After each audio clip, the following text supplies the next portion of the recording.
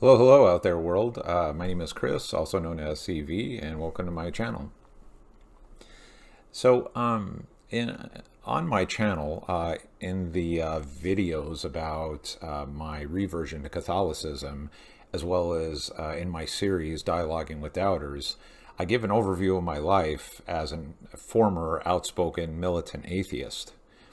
However, as an overview is just that, an overview, it is more than time that we go a bit deeper into this topic, that we explore the uncomfortable, often cringeworthy, dark depths of my atheist life, and why it is so necessary for fellow Catholics to understand this and to stand strong against the nuns.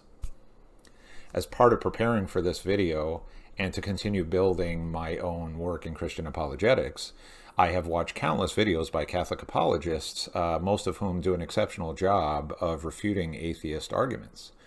Trent Horn, Bishop Robert Barron, Father Mike Schmitz, Matt Fradd, Jimmy Akin, Tim Staples, Carlo Broussard. These outstanding apologists have made great strides in calling out the many problems with atheism, and particularly new atheism. Yet these same apologists are often confounded about atheist objections. Along with that, many Catholic apologists are not former atheists, or at least not former militant atheists. Now, because Catholic apologists can already well handle atheist arguments, then why is it important that they are not former atheists? Well, just as with understanding your audience when discussing any given topic, the more you can relate with atheists, the more you can show that you have walked in their shoes. The more they want to know why you gave your life to God and converted to Catholicism. And they may even be more apt to consider your position. And sure, your atheist friends may have the usual arguments about the problem of evil, why there are so many religions if there is only one true God, and that if science can not prove a metaphysical idea, then it must be bunk. Still, there can be a wide variety of reasons why, no matter how convincing of an argument you give, atheists are not convinced. You would even think that introducing the intellectually savvy atheists to St. Thomas Aquinas would cause a big breakthrough in embracing God and Christian theology, just as many converts to Catholicism studied Aquinas before converting. However, because there are many types of atheists, strong atheists, weak atheists, secular humanist atheists, militant atheists, anti-theists, it is not only important to refute their arguments, but also to understand fully where they are coming from. Not to say that Catholic apologists don't already cover that to some degree, but as long as atheists are viewed as more of an entity and less about the individual, then it may continue to be an uphill battle convincing atheists about the truth of our faith. This doesn't mean we can't generalize certain worldviews that atheists hold, just that the generalizations may not lead to convincing arguments. And because many atheists are familiar with logical fallacies, they are usually quick to call out any straw man arguments about atheistic worldviews or taking a one-size-fits-all approach to atheist arguments. Let's look at my life, for instance. As a former militant atheist, I had a mess of doubts about God, religion, Christian theology, you name it. And they all pointed to my then bitter conclusion that, as Richard Dawkins has said on multiple occasions, religious people were deluded. As such, religion was a supreme poison killing off society and secular morality, which, sidebar, atheists champion as correct morality, and it was more than time to burn religion to the ground.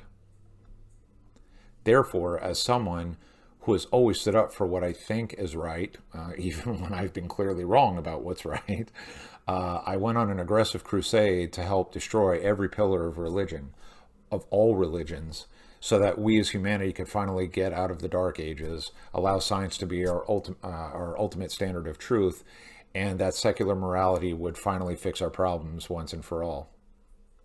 I followed in the footsteps of Richard Dawkins, Christopher Hitchens, Sam Harris, Seth Andrews, Matt Dillahunty, Richard Carrier, David Fitzgerald, and a whole host of other strident atheists who have given religion the intellectual beatdown I thought was long overdue. I joined atheist-driven forums and social media groups. I frequently attended meetings with other atheists and humanists. I wrote blog after blog about my issues with Christian theology, with other world religions, and with spirituality overall. It was all nonsense to me. And because of that, I became increasingly resentful and even more aggressive in my attacks against the mass delusion. At least that's what I called it at the time. I watched debate after debate between atheists and religious, well, mostly Christian apologists. I cheered on my atheist inspirations. And like being at a sporting event, I even stood up and cheered when an atheist would, in my opinion then, demolish a religious apologist's argument. Yes, I was weirdly rather sadistic about it. I admit I gained great pleasure from heated debates and atheists putting apologists in their place. That included years of watching The Atheist Experience. Matt Dillahunty, one of the main hosts, and who is a prominent atheist, was my hero. Matt is known for having a temper and verbally skewering callers, trying to change his mind about God and, generally about Christianity. I even rewatched some of the funnier exchanges, which often ended with Dillahunty yelling at, a caller and then abruptly hanging up. Dillahunty's usual approach when hearing a claim about God is to ask, how do you know? How do you know? How do you know? And as caller after caller flails again and again when trying to give some semblance of an articulate answer, Dillahunty has a plethora of ways to go in for the kill and leave callers dumbfounded. That just convinced me even more that religion was nonsense. But I didn't stop there. Just as street evangelists find ways, typical or creative, to share the gospel, I found my calling in being an atheist evangelist. After all, how is the world going to eradicate religion unless I helped make it possible? And a pretty arrogant statement, right? Therefore, I used social media, chat forums, conversations with friends and coworkers, and public debates to try to pull the masses away from any kind of religious or spiritual life. Didn't they see that they were keeping society from real progress? Didn't they know that Bible-based morals were Bronze Age ideas that no longer belonged in our modern day world? Couldn't they tell that the Bible was a book of fairy tales? That religion is for people who aren't ready to be adults?